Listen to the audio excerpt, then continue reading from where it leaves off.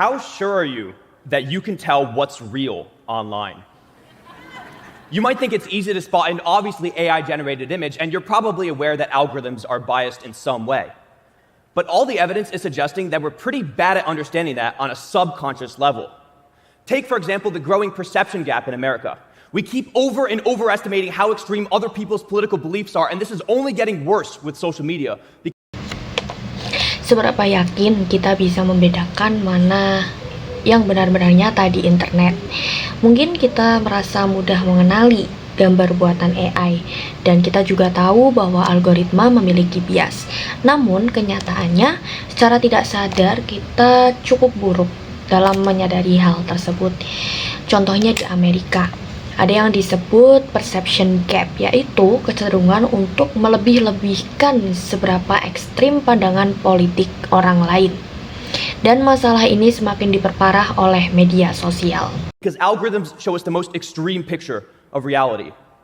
As an etymologist and content creator, I always see controversial messages go more viral because they generate more engagement than a neutral perspective. But that means we all end up seeing this more extreme version of reality, and we're clearly starting to confuse that with actual reality. The same thing is currently happening with AI chatbots, because you probably assume that ChatGPT is speaking English to you. Hal ini terjadi karena algoritma cenderung menampilkan versi realitas yang paling ekstrim.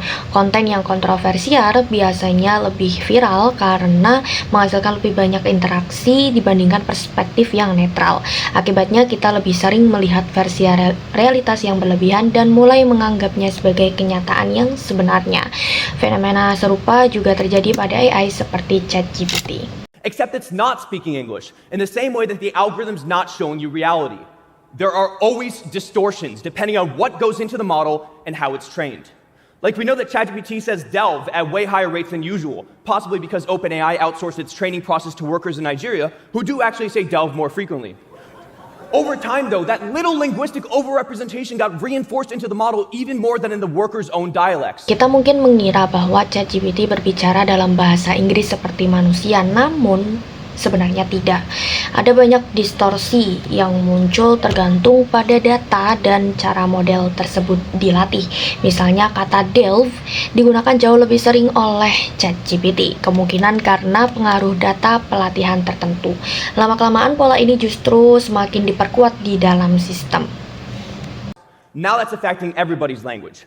Multiple studies have found that since ChatGPT came out, people everywhere have been saying the word delve more in spontaneous spoken conversation. Essentially, we're subconsciously confusing the AI version of language with actual language. But that means that the real thing is ironically getting closer to the machine version of the thing. We're in a positive feedback loop with the AI representing reality, us thinking that's the real reality, and then regurgitating it so that the AI can be fed more of our data. Sekarang, hal tersebut mulai memengaruhi cara orang berbicara di dunia nyata. Beberapa penelitian menunjukkan bahwa sejak ChatGPT muncul, orang-orang menjadi lebih sering menggunakan kata delve dalam percakapan sehari-hari. Artinya, tanpa sadar kita mulai mencampur adukan bahasa versi AI dengan bahasa alami manusia. You can also see this happening with the algorithm through words like hyperpop, which wasn't really part of our cultural lexicon until Spotify noticed an emerging cluster of similar users in their algorithm. As soon as they identified it and introduced a hyperpop playlist, however, the aesthetic was given a direction. Now people began to debate what did and did not qualify as hyperpop. The label and the playlist made the phenomenon more real by giving them something to identify with or against. Contoh lain bisa dilihat pada algoritma musik seperti di Spotify dengan istilah hyperpop. Awalnya istilah ini belum menjadi bagian dari budaya populer. Namun setelah Spotify mengidentifikasinya dan membuat playlist khusus, orang mulai memperdebatkan apa itu hyperpop. Akhirnya label tersebut justru membuat fenomena itu menjadi nyata. More people identified with hyperpop, more musicians also started making hyperpop music. All the while, the cluster of similar listeners and the algorithm grew larger and larger, and Spotify kept pushing it more and more because these platforms want to amplify cultural trends to keep you on the app. But that means we also lose the distinction between a real trend and an artificially inflated trend. And yet this is how all fads now enter the mainstream. We start with a latent cultural desire, like maybe some people are interested in matcha or Labubu or Dubai chocolate. Seiring waktu, semakin banyak orang yang mengidentifikasi diri dengan hyperpop dan semakin banyak musisi yang membuat musik tersebut. Algoritma pun terus memperkuat tren ini. Hal yang sama terjadi pada tren seperti matcha, labubu, atau Dubai Chocolate. Algoritma mendeteksi minat tertentu, lalu mendorongnya ke lebih banyak pengguna hingga terlihat seperti tren besar. The algorithm identifies this desire and pushes it to similar users, making the phenomenon more of a thing. But again, just like how ChatGPT misrepresented the word delve, the algorithm is probably misrepresenting reality. Now more businesses are making Labubu content because they think that's the desire. More influencers are also making Labubu trends because we have to tap into trends to go viral. And yet, the algorithm is only showing you the visually provocative items that work in the video format.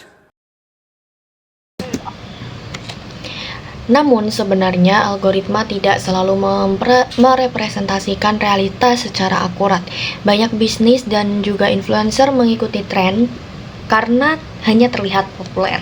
Padahal algoritma hanya menampilkan konten yang paling menarik secara visual, bukan gambaran lengkap dari kenyataan. TikTok has a limited idea of who you are as a user, and there's no way that matches up with your complex desires as a human being. So we have a biased input. And that's assuming that social media is trying to faithfully represent reality, which it isn't. Instead, it's only trying to do what's going to make money for them. It's in Spotify's interest to have you listening to hyperpop, and it's in TikTok's interest to have you looking at Labubus because that's commodifiable. Platform seperti TikTok juga hanya memiliki pemahaman yang terbatas tentang siapa kita sebagai pengguna. Selain itu, tujuan utama platform ini adalah menghasilkan keuntungan, bukan merepresentasikan realitas secara jujur. Akibatnya, kita semakin sulit membedakan antara realitas dan representasi. So once again, we have this difference between reality and the representation of reality, where they're actually constantly influencing one another. But it's incredibly dangerous to ignore that distinction because this goes beyond our language and our consumptive behaviors. This affects the world we see as possible. Evidence suggests that ChatGPT is more conservative when speaking the Farsi language, likely because the limited training texts in Iran reflect a more conservative political climate in the region. Dampaknya tidak hanya pada bahasa atau kebiasaan konsumsi, tetapi juga pada cara kita melihat dunia. Misalnya, ChatGPT bisa menghasilkan respons yang lebih konservatif dalam bahasa tertentu karena keterbatasan data pelatihannya. Hal ini menunjukkan bahwa AI dapat mempengaruhi cara berpikir penggunanya. Does that mean that an Iranian ChatGPT user will think more conservative thoughts? We know that Elon Musk regularly makes changes to his chatbot Grok when he doesn't like how it's responding, and that he uses his platform X to artificially amplify his tweets. Does that mean that the millions of Grok and X users are subconsciously being trained to align with Musk's ideology? We need to constantly remember that these aren't neutral tools. Contoh lain adalah bagaimana tokoh seperti Elon Musk dapat mengubah respon chatbot miliknya dan memperkuat pesan tertentu melalui platform media sosial. Hal ini menimbulkan pertanyaan apakah pengguna juga secara tidak sadar terpengaruh oleh ideologi tersebut. Everything that ends up in your social media feed or in your chatbot responses is actually filtered through many layers of what's good for the platform, what makes money, and what conforms to the platform's incorrect idea about who you are. When we ignore this, we view reality through a constant survivorship bias, which affects our understanding of the world.